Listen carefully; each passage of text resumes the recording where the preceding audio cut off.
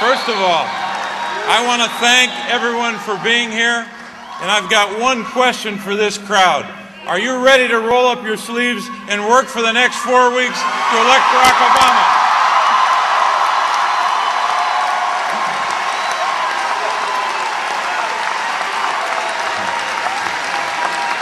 I want to thank Soldiers and Sailors Hall for allowing us to be here today. Also want to thank Lauren Watts, the field organizer, and I know that Congressman Jason Altmaier is here today. We thank him for being with us today.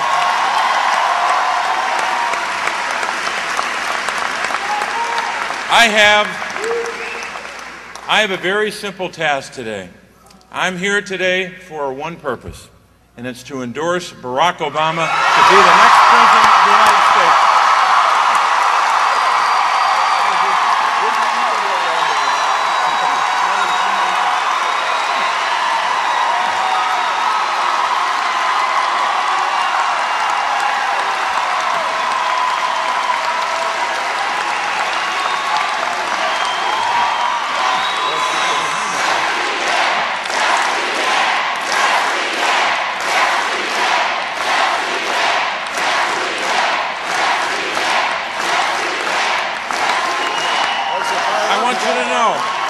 I want you to know that I agree with that. We know what this is about. We know what this campaign is about. This campaign is a chance for America. A chance for America to chart a new course, to go down a different path. A path first of all of change, a path of a new kind of politics, a path, and finally a path of hope and healing. And I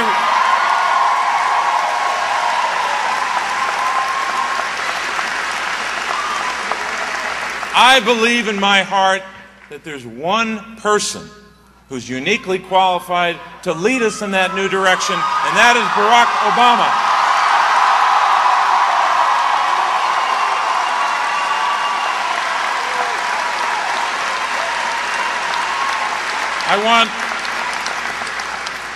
I want everyone in this hall today to know something. I called Senator Clinton last night to tell her of my decision, and she was very gracious. And we know that she's a great senator, she's a great leader. And one thing we all agree on, all of us as Democrats across this Commonwealth and across this country, we agree on so much. And one thing we agree on is in 2008, we're going to elect a Democrat to the presidency of the United States.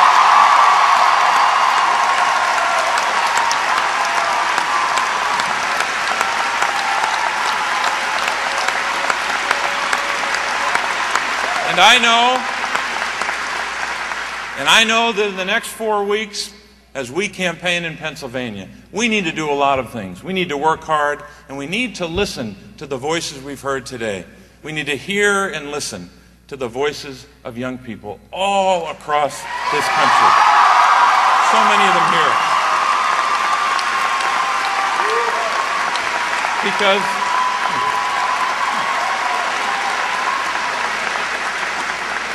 young people in this country, in this campaign, have sparked a renewed sense of hope and optimism. And you know what? You know what? Senator Obama knows that my wife Teresa and I have 4 daughters. And like me, he's in a household surrounded by smart, beautiful women.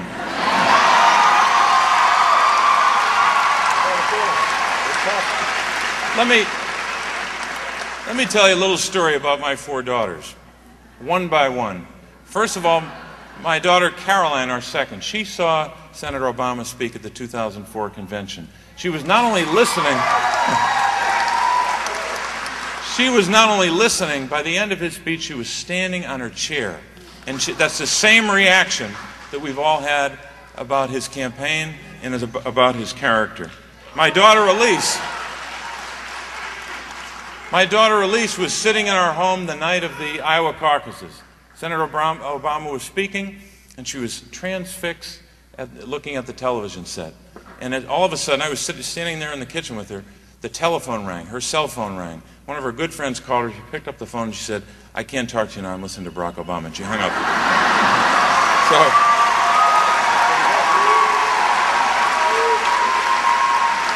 And two more. My daughter Julia is reading The Audacity of Hope right now.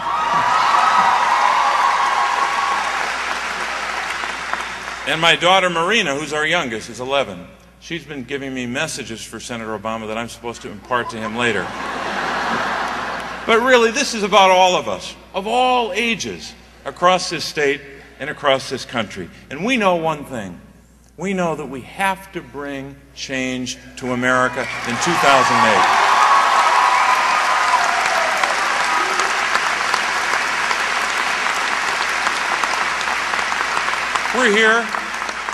We're here today in Pittsburgh, Pennsylvania. And if there's one thing that Pittsburgh knows, one thing that Pennsylvania knows, is we've got to do some pretty hard work when it comes to major issues.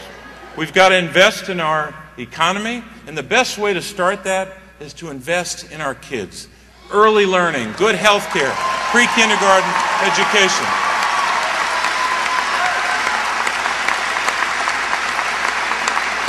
And we have in this state and across the country a lot of people hurting. And we know from our history here in Pennsylvania and our heritage that it's not enough for elected officials like me to curse the darkness. We've got to roll up our sleeves and create good-paying jobs now. We've got to confront the housing crisis that the other party won't do. We've got to do that as Democrats. We also have to invest in the skills of our workers, meet the challenges of energy and our environment. And finally, as we remember and fight hard against terrorists all over the world, we've got to remember something else. We've got to remember those who are serving for us in Iraq right now.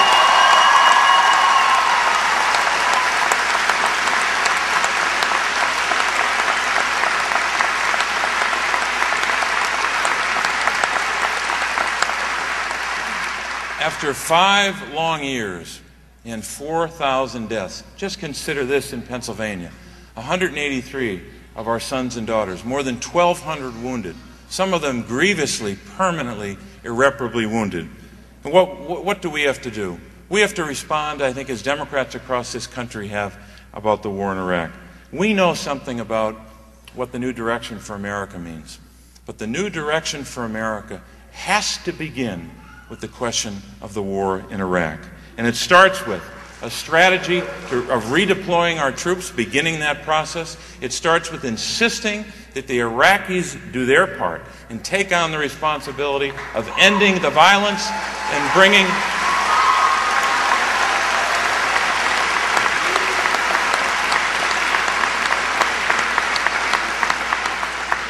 and they have to take responsibility for their own government. We know that. But all these challenges and more demand that we respond as citizens, as elected officials. But you know what? We can work very hard, but we can only do so much as individual Americans. We need a president who's committed to change, and we need a president who will lead us in that new direction. And he's right here with us today, Barack Obama.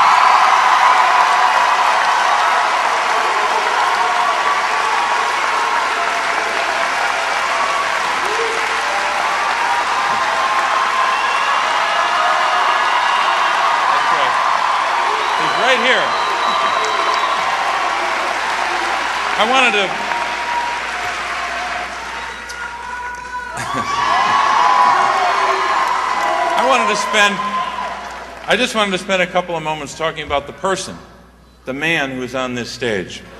Barack Obama, when you consider what his life has been, his life is a great American story. It really is when you think about it. It's a story born of the diversity that is our strength. It's a story of struggle and sacrifice and triumph. And it's also a story about an abiding commitment to service, and a story infused infused with the promise of America. That's what his story is all about. And you know what? That's our story too here in Pennsylvania.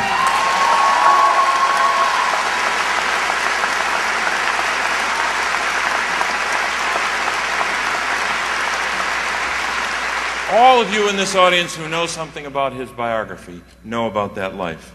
His life has been a life of sacrifice and perseverance. He turned down a lot of very lucrative legal options. He could have been making a lot of money all these years, but he didn't.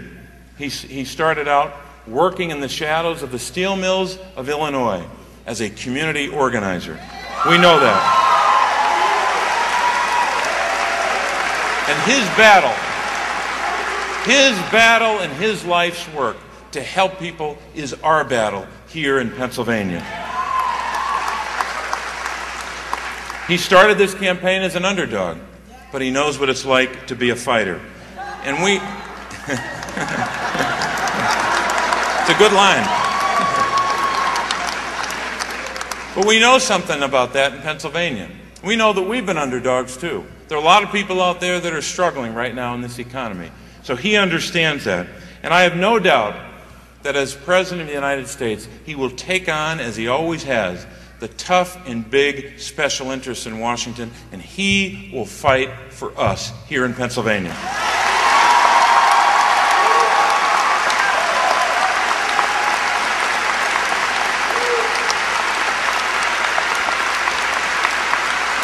So,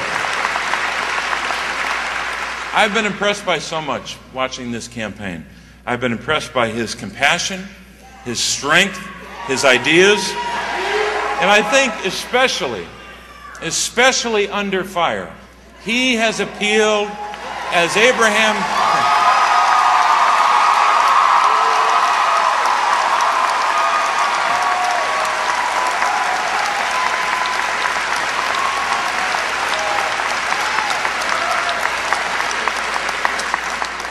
really under fire in a tough campaign. He has appealed as Abraham Lincoln asked us to do many years ago, to the better angels of our nature. And we appreciate that as he's campaigning.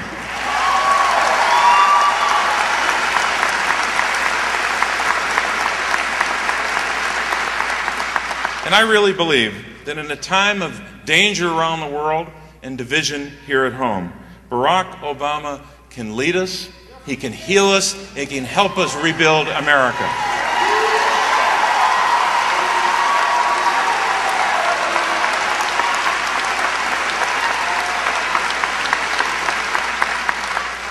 The good Lord has blessed a lot of us, and he blessed Barack Obama with very important gifts. Some of those gifts. The gift, I think, one of those gifts that the Lord blessed him with was the gift of intellect and integrity.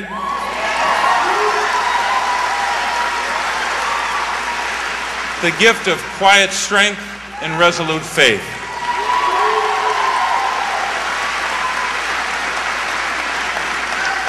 And we know something about how he's campaigned and how he will govern as President of the United States.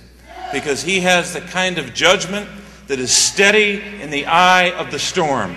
And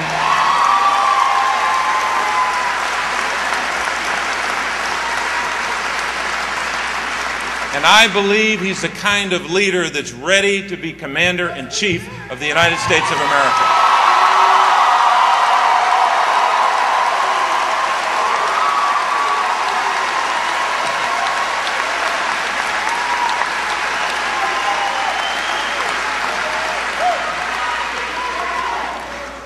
And finally, let me say a word about some of the people in our state. These are people that I know that he will care about and fight for. The woman who is a working woman who's riding the 33 bus through North Philadelphia, a bus I used to ride on a long time ago when I lived in the inner city of Philadelphia. The young veteran, very young veteran I met in Shamokin, Pennsylvania, who survived 2 IED blasts. He'll be concerned and fight for him as well. When you think about others in our state, the homeowner in Fayette County, Pennsylvania, who's facing foreclosure, the dairy farmer in Wayne County, Pennsylvania, and here at the University of Pittsburgh, the sophomore.